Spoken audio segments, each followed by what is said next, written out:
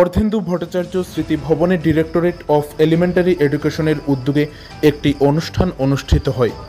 20 June বৃহস্পতিবার দুপুর আনুমানিক 12টা নাগাদ উত্তর ত্রিপুরা জেলার জেলা সদর ধর্মনগর শহরের অর্ধেন্দু ভট্টাচার্য স্মৃতি ভবনে ডিরেক্টরেট অফ এলিমেন্টারি এডুকেশনের উদ্যোগে ও উত্তর ত্রিপুরা জেলা শিক্ষা দপ্তরের সহযোগিতায় একটি অনুষ্ঠান অনুষ্ঠিত হয় public hearing on social audit under PM পোষণ স্কিমের উপর, যেখানে উপস্থিত ছিলেন উত্তর জেলার সকল বিদ্যালয়ের প্রধান শিক্ষক শিক্ষিকা, ইন্সপেক্টর অফ স্কুলস, এসএমসি কমিটির চেয়ারম্যান সদস্য সহ অন্যান্যরা। এই অনুষ্ঠানে মূলত উত্তর ত্রিপুরা জেলার সকল বিদ্যালয়ে মিড ডে মিল সংক্রান্ত বিভিন্ন বিষয়ে আলাপ আলোচনা করা হয়।